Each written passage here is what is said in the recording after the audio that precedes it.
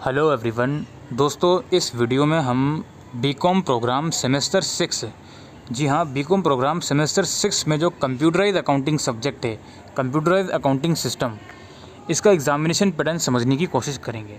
सबसे पहली चीज़, एक बात मैं आपको साफ समझाना चाहता हूँ, ये सब्जेक्ट बीकॉम ऑनर्स में 4th सेमेस्टर में पढ़ाया जाता है। ठीक है, बीकॉम ऑनर्स में 4th सेमेस्टर में ये सब्जेक्ट पढ़ाया जाता है।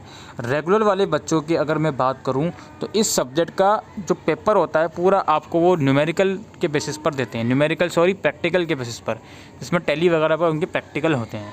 ठीक है, और थोड़ी बहुत थ्योरी भी उनकी आ जाती होगी। और लेकिन जो एसओएल के स्टूडेंट हैं उनका कोई प्रैक्टिकल नहीं होता, तो उनका पूरा पेपर थ्योरी बेस्ड ही आता है।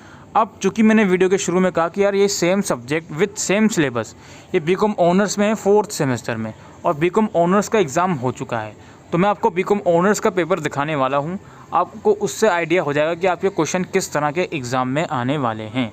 ठीक है, चूँकि ऑनर्स और प्रोग्राम कोर्सेज में फ़र्क होता है, तो आप थोड़ा ये समझ सकते हो कि जो ऑनर्स में क्वेश्चन पूछे जा रहे हैं उससे थोड़े से आपके क्वेश्चन ईजी होंगे, ज़्यादा नहीं, थोड़े से ईजी।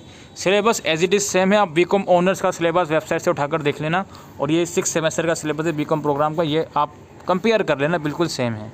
इसमें फर्स्ट यूनिट में आपको कंप्यूटराइज अकाउंटिंग सिस्टम की थ्योरी बताई जाएगी।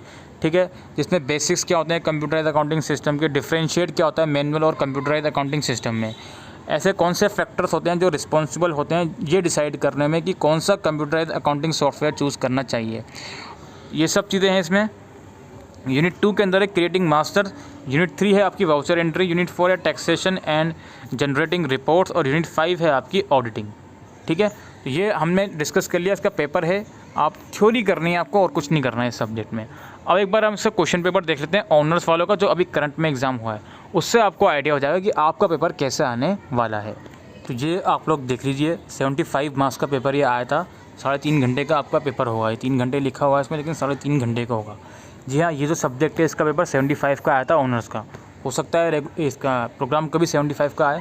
अब आपको डिपेंड करता है कि क्वेश्चन कैसे आ रहे हैं, वो ज़्यादा आपको फोकस करना चाहिए।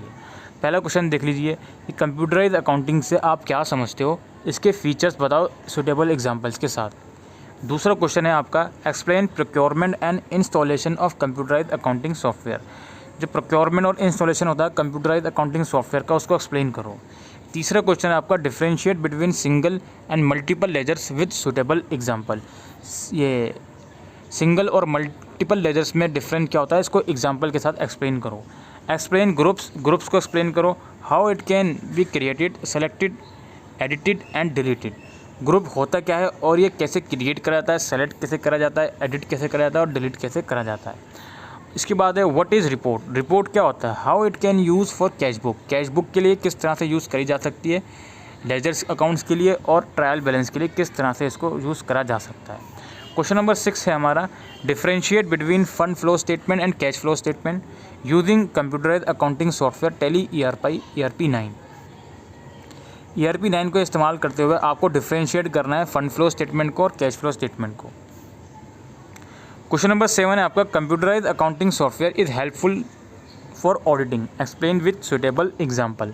ये लोग बोल रहे हैं कि जो ऑडिटिंग होती है उसके लिए कंप्यूटराइज अकाउंटिंग के जो सॉफ्टवेयर होते हैं वो बहुत हेल्पफुल होते हैं, आप इसको एग्जाम्पल्स के साथ एक्सप्लेन करें। तो ये 7 क्वेश्चंस आए थे, जिसमें से आपको कोई 4 करने हैं, तो एक क्वेश्चन आपका 25 मार्क्स का है, और हर एक क्वेश्चन आप कह सकते हो कि उसमें 2 पार्ट्स में इसको डिवाइड करा गया है। ऑल्दो दिखने को एक ही पार्ट है। फॉर एग्जांपल आप ऊपर देख सकते हो कि पहले तो आपको ये बताना है कंप्यूटराइज अकाउंटिंग होता क्या है, आप इससे क्या समझते हो, फिर इसके आपको फीचर्स बताने हैं, होगा 2 पार्ट। इसी तरह से इसमें पूछ रहा है कि प्रोक्योरमेंट और इंस्टॉलेशन बताओ कंप्यूटराइज अकाउंटिंग सिस्टम के। फिर यहाँ पर आपको डिफरेंशिएट बताना है सिंगल और मल्टीपल लेजर में एग्जाम्पल्स के साथ। तो इनमें से कोई 4 क्वेश्चन आ रहे हैं, आपके थ्योरी बेस्ड क्वेश्चन आएंगे, तो थ्योरी आप इसकी करके जाओगे। प्रैक्टिकल क्वेश्चन एसओएल में आते नहीं है, प्रैक्टिकल एसओएल में नहीं होता है। तो ये कुछ पैटर्न था दोस्तों कंप्यूटराइज अकाउंटिंग सिस्टम का। आई होप दोस्तों आपको ये वीडियो यूज़फुल लगी हो, वीडियो को शेयर करिएगा। थैंक